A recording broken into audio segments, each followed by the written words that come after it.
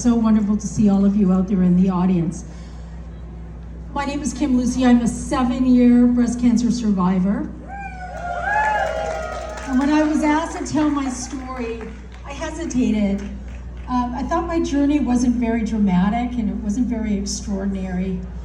After all, I was one of the lucky ones whose cancer was diagnosed early thanks to early detection. And frankly, because of a lot of the incredible research that's done from these types of events.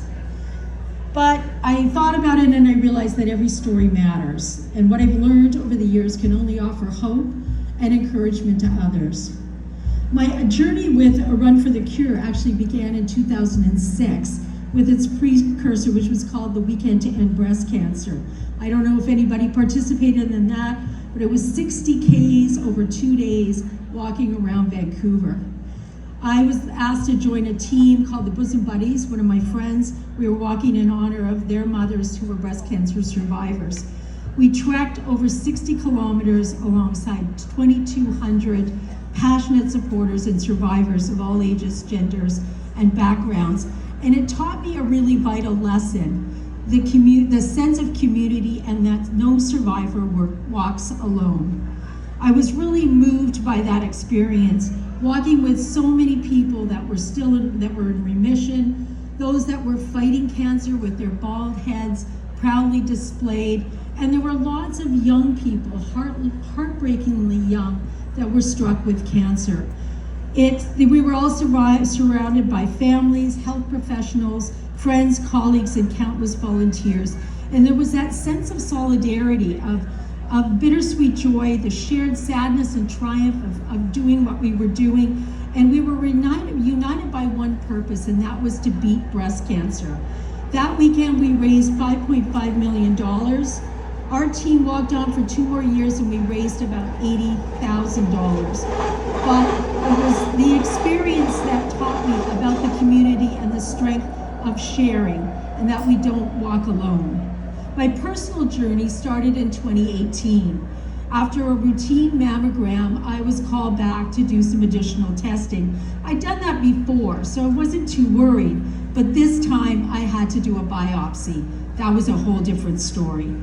I set off on a business trip. I returned a week later, waiting for results, and I came home to a voicemail from the surgeon's office telling me that my surgery was in 2 weeks. What? I was so panicked because I hadn't heard from my doctor yet, so my learning of having cancer came from a voicemail. I called my doctor. He was very apologetic. He said to me, "I know, I'm sorry. I knew you were traveling. I wanted to get you into the best surgeon in BC, and I knew there might be a wait list, so I just went ahead and did it.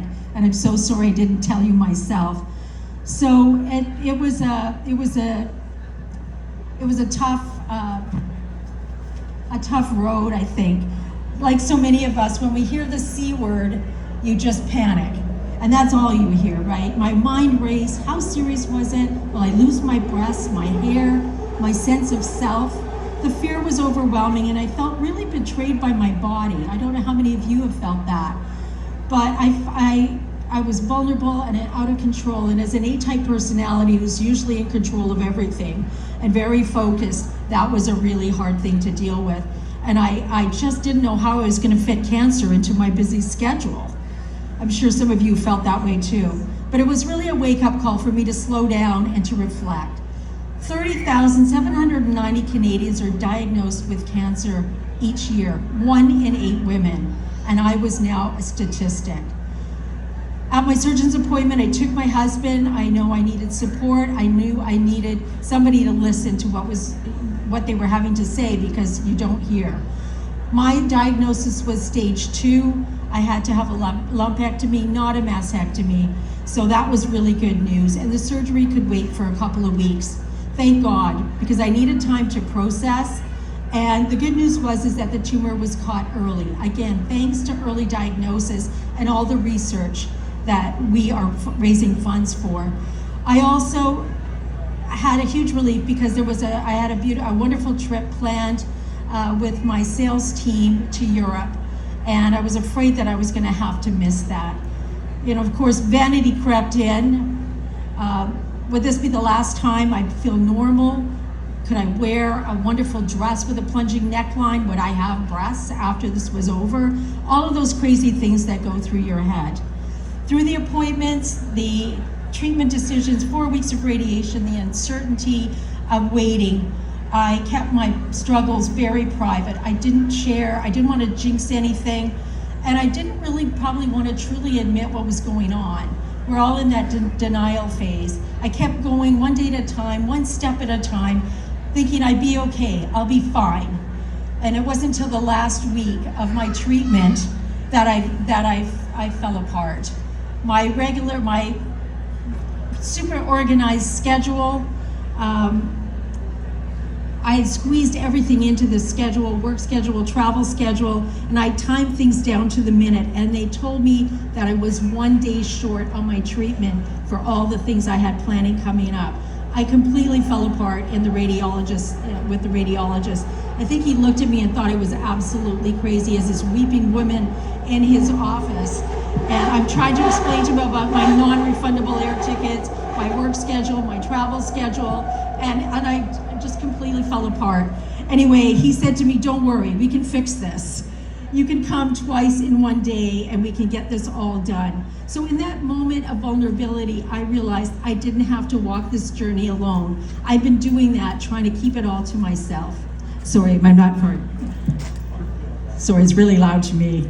Cancer treatments can really make you feel like a number, a commodity. Your schedule's dictated, your routine is lost, and your emotions are set aside. But at my darkest moment, I realized that the support is always there in family and friends. All of you have them together with you today. The health community, the embrace of a partner, and the encouragement of colleagues.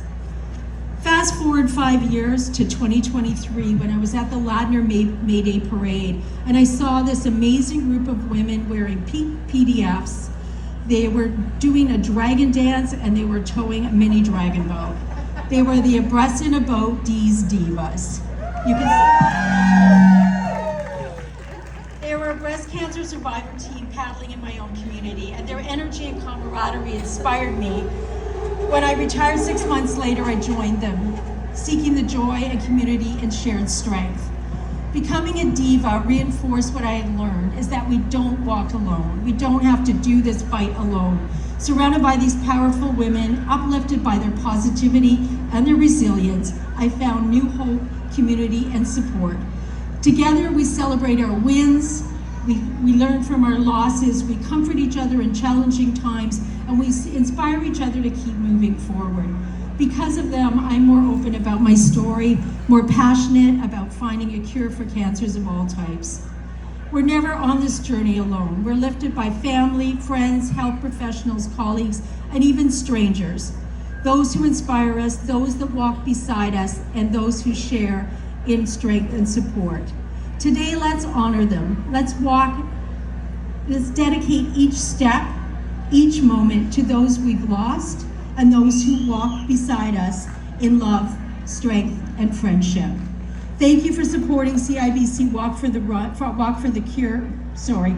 for the Cure. I'm walking, some of you are running. And for doing it for all of us survivors and all of those that might face it in the future. Thank you, and enjoy the walk.